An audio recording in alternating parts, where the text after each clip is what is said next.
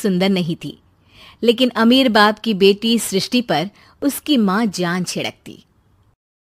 मेरी बेटी कितनी प्यारी है, भगवान सबको सृष्टि जैसी बेटी दे। सृष्टि धीरे धीरे बड़ी होती है। एक दिन सृष्टि की सहेली कहती है, तू दिखने में कितनी अजीब सी है, लेकिन मैं जानती हूँ हम सब में सबसे अच्छी शादी तो तेरी ही होगी। तेरे पापा अमीर जो है। और बता नहीं सकते यार, दहेज तो हर कोई देता है, ये क्या ज्यादा ले जाएगी अपने पति के लिए? अरे बड़े शहर में कोठी है इसके पापा की। अरे पापा की है ना, कौन सी इसकी है? इसकी होती तब तो कोई भी लड़का इससे शादी कर लेता। अरे पापा की मतलब पापा की है तो मेरी ही है ना? किसने कहा?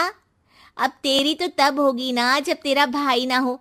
वैसे भी शादी के बाद सारी प्रॉपर्टी भाई के नाम होती है। सृष्टि समझ जाती है कि उसे किसी भी हालत में माँ बाप की सारी प्रॉपर्टी को अपने नाम करना है, लेकिन कैसे? एक दिन सृष्टि का भाई शीनू कहता है, बहन क्या कर रही है? तुझसे एक बात करनी है। अरे हाँ हाँ करना, मैं तो तेरी बहन हूँ।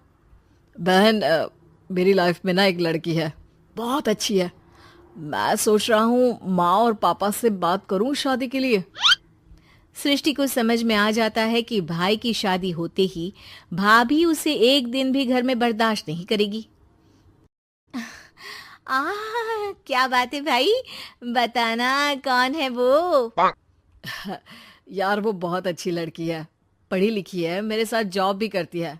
बस एक प्रॉब्लम है। प्रॉब्लम? क्या प्रॉब्लम है भाई?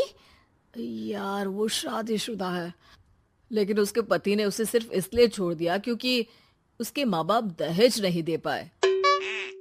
सृष्टि ये सुनकर न जाने क्यों खुश हो जाती है। अरे भाई तो क्या हुआ, लड़की तुझे तो पसंद है ना? शीनू को लगता है कि बहन उसे समझ रही है। वो इस बात से अनजान होता है कि उसकी बहन की मंशा पूरा घर हड़पने की है।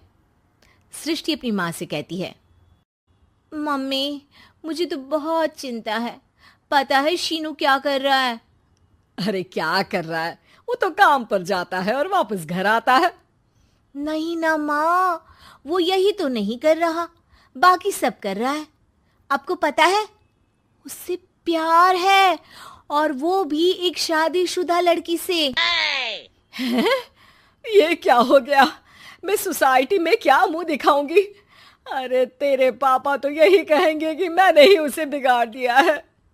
माँ देखो, मेरी बात मानो, पापा पर भी विश्वास करने की जरूरत नहीं है। अब आप ही बताओ, पापा इतनी देर घर के बाहर रहते हैं क्यों, बोलो? अरे बेटा वो तो नौकरी करते हैं ना। तू बहुत भोली है माँ, पापा का ऑफिस तो 7 बजे खत्म हो जाता है, लेकिन देखो कितनी देर से आते हैं। अरे नहीं नहीं बेटा, ऐसी कोई बात नहीं है। सृष्टि माँ को एक औरत से बात करते पिता की फोटो दिखाती है। देखो माँ कैसे हैं पापा, मैं ना कहती थी कि पापा सही नहीं है। मैं तेरे पापा से बात करूंगी, दे फोटो मुझे। ओ माँ, वो तो डिलीट हो गई। लेकिन चल, तूने तो देख लिया ना, पापा से बाद में बात कर लेना, और हाँ मेरा नाम बिल्कुल मत लेना। हाँ माँ। अब क्या था, सृष्टि के माँ और पिता के बीच झगड़ा होना शुरू हो जाता है। सृष्टि के मन में क्या चल रहा था कोई नहीं जानता था। एक दिन, माँ सृष्टि के लिए एक लड़का देखा है, वो लोग शाम को उसे देखने आने वाले हैं। और हाँ माँ, एक खुशखबरी, मैं और पापा मिलकर एक नया बिजनेस ट्राई कर रहे हैं। शाम को लड़का आता है, सांवले रंग का। सृष्टि को तो बिल्कुल भी पसंद नहीं आता। लड़की की माँ कहती है, लड़की का चेहरा तो कोई खास नहीं, लेकिन अगर मेरे बेटे को आप लोग सेटल कर दें तो मैं उसकी शादी आपकी बेटी से करवा दूं। सृष्टि को लड़का बिल्कुल पसंद नहीं था। उसे भाई पर गुस्सा आ जाता है। लड़के वालों के जाने के बाद कहती है, माँ देखा शीनू मेरे लिए कैसा लड़का लेकर आया, न दिखाने लायक न सुनने लायक, सेटल भी नहीं, वो भी हम करें। अरे माँ, मैं जानती हूँ ये मेरी शादी किसी भी घर में क्यों करवाना चाहता है। अरे कैसी बात कर रही है बहन? तूने तो देखा ना, लड़के को मैंने ही मना कर दिया तुझसे शादी के लिए। जिसने लड़का बताया था उसने उसकी बहुत तारीफ की थी। बात आई गई हो जाती है, लेकिन सृष्टि का मन शांत नहीं होता। क्या करूं, कुछ समझ में नहीं आ रहा। मेरी शादी हो गई तो ये लोग पूरी प्रॉपर्टी शीनू के नाम कर देंगे, मेरे हाथ तो कुछ लगेगा ही नहीं। तभी सृष्टि को आइडिया आता है। वो किसी वकील को फोन करती है। जी देखिए, अगर आपके मम्मी पापा का तलाक हो जाता है तो आपके पिता की आधी प्रॉपर्टी आपकी माँ के नाम हो जाएगी, फिर उसे वो किसी को भी दे सकती है। सृष्टि अब माँ को बेटे के खिलाफ भरती है। माँ, शीनू पर नजर रखा करो, वो जिस लड़की के प्यार में है ना वो शादीशुदा है। यहाँ आएगी, सारा पैसा रुपया जमीन जायदाद सब हड़प लेगी। पापा का भी हाल तुमसे छुपा नहीं है। ऐसा ना हो कि मैं और आप एक दिन सड़क पर भीख मांगे। हे भगवान, मैं तो जीते जी मर जाऊंगी अगर ऐसा हो गया तो। ऐसा हो गया नहीं माँ, ऐसा ही होगा। अभी समय है, आगे का सोच लो। मैं तो कहती हूँ पापा से आधी प्रॉपर्टी लेकर अलग हो जाओ। पापा की आधी प्रॉपर्टी भी हम लोगों को अगर मिल जाती है ना तो अगले 7 जन्म सफल समझो। बेचारी माँ बेटी के कहने पर पति से तलाक लेकर अलग हो जाती है।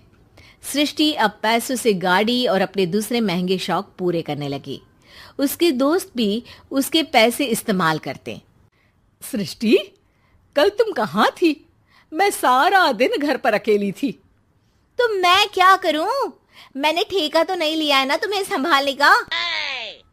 माँ को सृष्टि से ये उम्मीद नहीं थी। वो बैठकर रोने लगती है। वहीं उसका पति यानी कि सृष्टि के पिता आ जाते हैं।